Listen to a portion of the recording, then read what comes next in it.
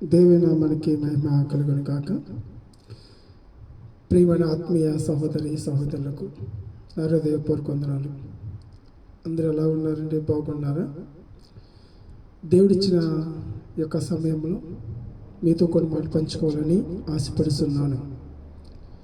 ప్రతిరోజు వాక్యం వింటున్న ప్రియ దేవుని బిడ్డలారా, ప్రియ దేవుని సంగమా, ఎంతవరకు దేవుని యొక్క వాక్యాన్ని విని గ్రహించి ఆలకిస్తున్నాం? ఈరోజు గమనించాలి. దేవుని వాక్యం చదివిస్తుంది కాబట్టి మనము ఆయన కృపలో వర్ధలపడాలి. ఆయనకి మహిమకరంగా దేవునికరంగా ఉండాలని దేవుని వాక్యము చదివిస్తూ ఉంది. ఇక్కడ కొన్ని సందర్భాలు మనము జ్ఞాపకం చేసుకున్నట్లయితే కనుక ఆయన వాక్యము ద్వారా మనతో మాట్లాడుతున్నాడు. ప్రకృతి ద్వారా బయలుపరచబడినది. మరి ఈ లోకములో కావలసిన ప్రతి అవసరతను దేవుడు తీర్చాడు. ఎందుకంటే ప్రకృతి ద్వారా అనేక మనకు బయలుపరుస్తూ ఈ ప్రకృతి ద్వారా మన ఏది కావాలో అన్ని సిద్ధపరిచేశాడు. ప్రియ దేవుని బిడ్డలారా, ఈరోజు మనము దేవుని వాక్యాన్ని శ్రద్ధగా ఆలకించినట్లయితే కనుక ప్రకృతి ద్వారా బయలుపరచబడుట మరి ఎలా మనకు తెలియపరచాడంటే కనుక కీర్తనల గ్రంథము 50వ కీర్తన, మరి యాసాబు గారి కీర్తనలో కొన్ని సందర్భాలు మనకు రాయబడుతున్నాయి. ఇక్కడ 6వ చరణం 7వ చరణం మనం చూసినట్లయితే కనుక కీర్తన గ్రంథం నుంచి 50వ కీర్తన 6వ చరణం 7వ చరణం ఈ విధంగా మనకి రాయబడుతుంది. దేవుడు తాని నాయకర్తే ఉన్నాడు, ఆకాశమును ఆయన నీతిని తెలియజేస్తున్నది. నా జనులారా, నేను మాట్లాడబోచున్నాను, ఆలకించడి. ఇశ్రాయేలు ఆలకింపుము. నేను దేవుడను, నీ దేవుడను, నేను నీ మీద సాక్ష్యము పలికేదను. దేవుడికి స్తోత్రం. చూడండి ఎంత చక్కగా ఎంత వినమ్రంగా ఆయన మాట్లాడుతున్నాడు అని ఈరోజు మనం గమనించినట్లయితే కనుక ఆయన ఏమంటున్నాడంటే దేవుడు తానే నాయకత్తున్నాడు. ఈ లోకంలో ఎవరు లేరు కాబట్టి దేవుడు తనకు తానే నాయకత్వగా వచ్చిస్తున్నాడు, నాయకత్వగా జీవించబడుతున్నాడు. ప్రకృతి ద్వారా ఈరోజు అనేకమైన బయలుపరిచే కారణం ఏమిటి? మనకి సమస్తమును న్యాయ తీర్చగలవాడు ప్రియ దేవుని బిడ్డ. అందుకే నాయకత్వం కాబట్టి ఆకాశం నీతిని మన చక్కగా తెలియపరుస్తున్నది. ప్రియ దేవుని బిడ్డ, ఈరోజు దేవుని వాక్యం వింటున్న మనము ఆయన వాక్యంలో ఎంతవరకు జీవించగలుగుతున్నాం, ఆత్మీయంగా ఎంతవరకు మనం బలపరచగలుగుతున్నాం? మరి ఆయన నాయకర్తగా ఉన్నాడు కాబట్టి ఈరోజు మనందరూ కూడా ఏం చేస్తాడు? సజీవులుగా ఉంచాడు. మన ఈరోజు లోకంలో అనేక తీర్పులు తీరుస్తూ ఉంటారు. ఈ తీర్పులను వ్యర్థము. కానీ ఈ లోకంలో ప్రియ దేవుని బిడ్డలారా, మనకు కావాల్సింది నాయకర్త అయిన దేవుడు. మరి నాయకర్త తీర్చేవాడు ఆయన. ఈ ప్రకృతి ద్వారా అనేకమైన ఆకాశం నుండి ప్రతి విషయంలో తెలియపరిచి ఈ లోకంలో సృజించబడ్డాయి. ఈరోజు గమనించాలి, ఈ ప్రకృతి ద్వారా అనగా ఈ లోకంలో మనకి ఏది కావాలో ప్రతిది కూడా దేవుడు సృజించాడు. ఈ మాటను గుర్తుపెట్టుకోండి. ఆయన సృజించకుండా ఏది కలగలేదని దేవుని వాక్యం చదివిస్తుంది. సమస్తము ఎవరికి ఏది అవసరం ఉందో ప్రతి వస్తువును, ప్రతి జీవును, అంటే ప్రతి మనిషిని, అంటే ఏదైతే లోకంలో సృజించబడ్డాదో ఈ ప్రకృతి ద్వారా అన్ని దేవుడు మనకు కలగజేశాడు. మనకు కావలసిన ఆహారం బట్టి కానీ, ప్రియ దేవుని బిడ్డ, మన గృహంలో వస్తువులు బట్టి కానీ ప్రతిదీ మీకు ఏది అవసరమైనదో అవన్నీ నీకు చెందుపరిచేస్తాను. దీంట్లో వస్తువులు కొన్ని ఏమున్నాయండి? చెడు ఉన్నాయి, మంచి ఉన్నాయి. చూడు, ఈ వస్తువులు బట్టి కూడా ప్రియ దేవుని బిడ్డలారా, ఏది మన అనుకూలమో, ఏది మనకు అవసరమో దాన్ని మనము ఏం చేస్తామండి, ఈ ప్రకృతిలో ప్రతిదీ కూడా కావలసిన దాన్ని మనం కొనుగోలు చేసుకుంటాం. అలాగే ఈ ప్రకృతి ద్వారా దేవుడు సిద్ధపరిచే ప్రతిదీ కూడా నేను మీ దేవుడను, ఇశ్రాయేలు దేవుడు అని చెప్తున్నారు. ప్రియ దేవుని బిడ్డ, ఈరోజు ఈ మాట మనం గమనించాలి. తనకు తాను నాయకత్వంగా వచ్చిస్తున్నాడు, ప్రతిదీ కూడా ఆయన భరిస్తున్నాడు.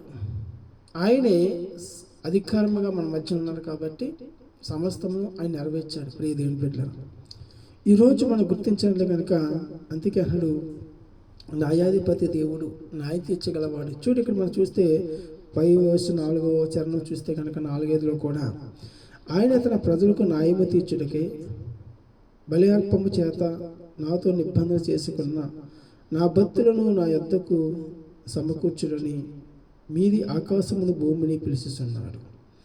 ప్రియ దేవుని బిడ్డ, ఇక్కడ చాలా చేత గమనిస్తే కనుక నాయకత్వం వసించేవాడు, అన్నీ కూడా నాయకత్వం వసించేవాడు. ఎలా ఉన్నదో తెలుసండి, శ్రమలు, బాధలు, ఇబ్బందులు, హింసలు, కష్టాలు, నిందలు అన్నీ వస్తాయి. నాయకత్వం చెయ్యాలి. ఈ లోకంలో మనం నాయకత్వం ఇచ్చేస్తాం, పనికిరని నాయం. ఎవరి దగ్గర బలం ఉందో, ఎవరి దగ్గర డబ్బు ఉందో వారు మన నాయకత్వం. కానీ దేవుడు అలాంటి నాయకత్వం ఇచ్చేవాడు కాదండి, మనకి నాయకత్వం వచిస్తున్నాడు. నీ పక్షాన మీరు ఉన్నారు, మీరు వెళ్ళండి, మీకు న్యాయం తీర్చేవాడు నేను అంటున్నాడు. ప్రియ దేవుని బిడ్డలారా, మనం ఈ లోకంలో అయితే ఎలా న్యాయము తీరుస్తున్నామో అని తెలుసు. న్యాయం తీర్చడం నువ్వు ఎవరు వస్తుంది ఎప్పటి వాడువు. ప్రియ దేవుని బిడ్డలారా, ఈరోజు ఆయన వాక్యం చదువుతుంది కాబట్టి మనం ఏం చేయాలి, ప్రతి విషయంలో కూడా మనం ఏం చేయాలి, సంఘములో దేవునికి వినయము కలిగి నడుచుకునే వారిగా ఉండాలి.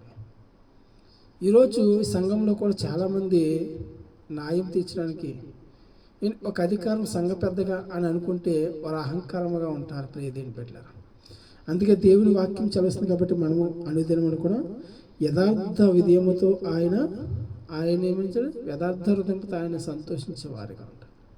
ఈరోజు ఆయన సంఘంలో ఉన్న మనము సంఘంలో ప్రతి విషయం కూడా మనం ఏం చేయాలి, జ్ఞాపకం చేసుకోవాలి. దేవుని కలిగిన మహిమకర్తగా ఈరోజు ఆరాధించే వారికి ఉన్నామా, యథార్థ విధేయముతో మనము ఆయన్ని సంతోషపరుస్తున్నామా, ఈరోజు మనం జ్ఞాపకం చేసుకోవాలి. చాలామంది సంఘంలో ఉన్న మనము కూడా మనలో ఒక అధికారము అనేది ప్రేరేపించినప్పుడు ఈరోజు అనేక మంది దాన్ని ఏం చేస్తారు, ఆ అధికారాన్ని దుర్వినియోగపరుచుకుంటారు. దాన్ని సదునియోగపరుచుకోరు. కానీ ఇచ్చిన ఏదో గొప్పగా నాకేదో కలిగినట్లుగా, ఏదో దేవుడు మనకి ఇచ్చినట్టుగా దాని విషయంలో వారి మధ్యన మనం ఏం చేస్తాం, అధికారి పెత్తనం చలాస్తాం. అసలు ఈ అధికారం చలించడానికి మనం ఎలాంటి వారము. ప్రియ దేవుని బిడ్డలారా, అందుకే దేవుని వాక్యం చదివిస్తుంది. ఆయన వాక్యంలో ఆయన ఆత్మలో మనం కలిగి ఉండి నిత్య జీవులో మనం ఉండాలంటే కనుక దేవుడు తనకు తానే నాయకత్వం వచించాడు. ఎందుకంటే ఆయన వచించాడు కాబట్టి ఈరోజు ఆకాశంలో ఆయన నీతిని మన ప్రతి విషయంలో ద్వారా ప్రకృతి అంటే దేవుని నీతి, దేవుని చిత్తము అని వాక్యం రాయబడుతుంది. ఆయన చిత్తము లేకుండా ఏది నెరవేర్చబడలేదు. దేవుని యొక్క నీతి మనకి చాలా ప్రాముఖ్యత. ఈరోజు మనం తెలుసుకోవాలి. ఇశ్రాయేలు దేవుడు అనేది దేవుడు ఏర్పరచుకున్న జనులు. ఆనాడు ఇశ్రాయేలు ప్రజలు ఏం చేశారో తెలుసండి, అయ్యో నువ్వు లేకపోతే మేము బ్రతకలేము. ఆనాడు అనేక బంధకులోంచి అనేక ఇబ్బందులోంచి వారందరినీ ఏం చేశారు, విడుదల పొందారు. వారు అవసరం తీరుపకి ఇశ్రాయేలు ప్రజలు ఏం చేస్తారు, దేవునికి వ్యతిరేకంగా తిరిగారు. ప్రియ దేవుని బిడ్డలారా, నేనే మీకు నాయకర్తగా ఉన్నాను, నాయకత్వం వసించాను, ఈ ప్రకృతి ద్వారా మీకు కావాల్సినవి కూడా నేను సిద్ధపడిస్తానని వీళ్ళు ఇబ్బందుల్లో ఉన్నప్పుడు మరొక మాట, ఇబ్బంది తొలగి మరి వచ్చిన తర్వాత మరొక మాట మాట్లాడిన విధంగా మనం చూస్తూ ఉన్నాం సమస్తంలో. ఎందుకంటే ఎప్పుడు కూడా ఒక మాట గమనించాలి, చేసిన మేలుని ఎన్నటికీ మర్చిపోకూడదు. దేవుడు మన పట్ల కూడా అంత నాయకత్వం వసించాడు కాబట్టి ఆయన మేలు ఎన్నటికీ మనం మర్చిపోకూడదు. ఈరోజు ఎంతవరకు మనం గుర్తించగలుగుతున్నాం ప్రియ దేవుని బిడ్డలారా, మనము నిత్యము అనిదినమును కూడా ఆయన మార్గంలో ఎంత స్థిరంతమ్మగా నడుచుకుంటున్నామో ఒకసారి జ్ఞాపకం చేసుకోవాలి ప్రియ దేవుని సంగమా. ఎందుకంటే ప్రతిరోజు ఆయన ఎంతో చక్కగా విషయాలు మనతో మాట్లాడుతున్నాడు. మరి ఈ ఆసాబు గారి కీర్తనలో మనకు రాయబడిన విధానం ఏమిటి, ఎవరు ఈ విధంగా మాట్లాడుతున్నారు అని చూస్తే కనుక ఆసాబు మరి ఈ యొక్క ప్రజలకు చెప్పడం జరుగుతుంది. దేవుడు సెలవించిన వాటిని, దేవుడు మనందరి నాయకత్వంగా ఉన్నాడు కాబట్టి ఆ నాయకత్వని ఏ విధంగా వసించాము, నాయకత్వం ఏ విధంగా మనలో ఉంటుందో తను తానికి నాయకత్వం ఏ విధంగా ఉన్నాడో. అందుకే ప్రియ దేవుని బిడ్డలారా, నా జనులారా నేను మీ మాట్లాడిపోచున్న ఆలకించండి అన్నాడు. ఎందుకు చక్కగా ఈ మాట దేవుడు చెప్తున్నప్పుడు ఆసాపు అంటున్నాడు, ఇశ్రాయేలు ప్రజలారా నేను చెప్తున్న మాటలు జాగ్రత్తగా ఆలోచించి గమనించి తెలుసుకునండి. ఏ విధమైన మాటలు అంటే కనుక మాట్లాడుకోవాల్సిన మాట ఇశ్రాయేలు ఆలకింపము. ఇశ్రాయేలు ప్రజలు అందరూ చెప్తున్నారు, అయ్యా మీరు జాగ్రత్తగానండి అని చెప్పే మాటలు నేను మీతో మాట్లాడుతున్న యాసాబు అంటున్నాడండి. మరి దేవుడు చెప్పిన మాటలే కదా, ఆయన నాయకత్వం వసించాడు కాబట్టి ఈయన చక్కగా ఈరోజు మనతో మాట్లాడుతున్నాడు. ప్రియ దేవుని బిడ్డలారా, ఈరోజు ఎంతవరకు దేవుని వాక్యాన్ని, దేవుని మాటలు విని గ్రహించి ఆత్మలు మనం నడుస్తున్నాం? వాక్యం పెట్టిన నా ప్రియ సహోదరుడా, ప్రియమైన దేవుని బిడ్డలారా, దేవుడి సమయము చాలా అమూల్యమైనది కాబట్టి ఈ సమయంలో కొద్ది మాటలు మనం జ్ఞాపకం చేసుకోవాలి. ఈ పరిశుద్ధ గ్రంథంలో రాయబడిన విధానం అనే విషయాలు ఇంకా కింద మనం చూస్తున్నప్పుడు చాలా గొప్ప మాటలు రాయబడుతూ ఉంటాయి. ఎందుకంటే ఇశ్రాయేలు అనగా ఆలకింపమనగా నేనేం చెప్తున్నానో అది జాగ్రత్తగా ఆలోచన చేయాలి. చాలామంది ఆలోచన ఉండదు, వింటారు కానీ దాన్ని గమనించరు. అందుకే ఆసాపు కొన్ని సందర్భంలో కూడా, చాలా సందర్భంలో కూడా ఆయన మాట్లాడుతూ ఉన్నాడు. ప్రియ దేవుని బిడ్డలారా, మన దేవుడు వేసి ఉన్నాడు, మన కొరకు వేచి ఉన్నాడు. త్వరగా వెళ్ళండి, మన కొరకు వెయిట్ చేస్తున్నాడు. అసలే మనం వేచాలి, ఆయన వేచేయాలి. ఆయన కొరకు అంటే రూల్గా మనం ఆయన కొరకు ఎప్పుడు వస్తా వెయిట్ చేయాలి. కానీ ఆయన మన ముందు వచ్చి మన కొరకు వేయించి ఉన్నాడు, మన మధ్యకు వచ్చాడు, మన కొరకు వచ్చాడు. కాబట్టి దాన్ని ఎంతమంది సదునకపరుచుకుంటున్నాం? ప్రియమైన దేవుని బిడ్డలారా, దేవుని వాక్యంలో దేవుని యొక్క మాటలు మనకు సెలవిస్తున్నాయి కాబట్టి దేవుడు తాను నాయకర్తగా వచించాడు. అందుకే ఇక్కడ ఏమన్నాడంటే కనుక ఆయన తన ప్రజలకు న్యాయము తీర్చుడికి వచ్చాడు ఈ లోకానికి. ఎవరికి వచ్చాడండి? ప్రజలకు వచ్చాడు. మనందరికీ న్యాయము తీర్చడానికి వచ్చాడు ఈ లోకానికి. దేవుడే నాయకర్త అనగా ఆయన న్యాయం తీర్చిన ఈ లోకానికి రాబడింది. అని ఇచ్చిన తర్వాత మనం ఏం చేస్తాం? ఆయన తీర్పులో మనం ఉన్నాం. కానీ ఈరోజు మనుషులు తీర్పు తెచ్చుకుంటున్నాం.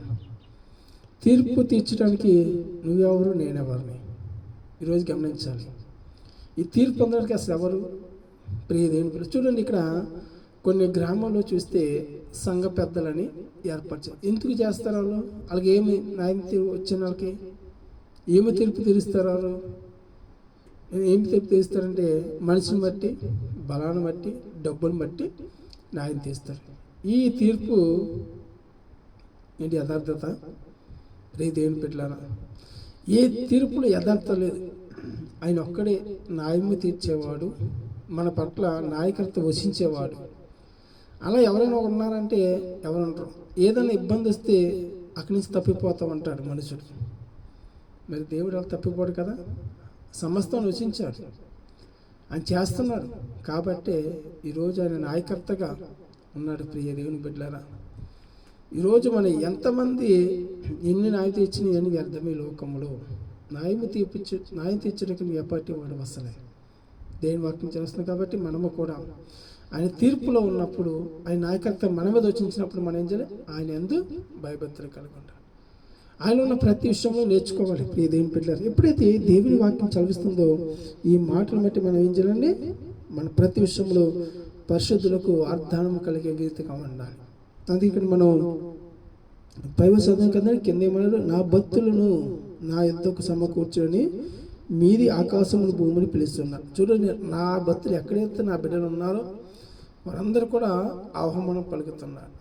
మీరందరూ కూడా సమకూర్చబడండి, చక్కగా నేర్చుకోండి, ఆ మాట బట్టి మీరు తెలుసుకోండి, అని వాక్య ప్రకారంగా జీవించండి, నడవండి అని శ్రద్ధగా మనతో మాట్లాడుతున్నారు. ప్రియ దేవుని బిడ్డలారా, మనము దేవుని సన్నిధిలో దేవుని మాటలు ఆత్మీయంగా బలపడి ఆత్మస్థానంగా నడుచుకోవాలి. అందుకే ఇక్కడ దేవుని వాక్యం ద్వారా తెలుస్తుంది. కాబట్టి మనము బలార్పణ చేత నాతో నిబంధన చేసుకుని నా భక్తులు ఎప్పుడైతే దేవునితో నిబంధన చేసుకున్నాము, దేవుడితో సహాయం చేసుకున్నాము ప్రియ దేవుని పిల్ల అని ఇబ్బంది చేసుకునే మాటలు మర్చిపో.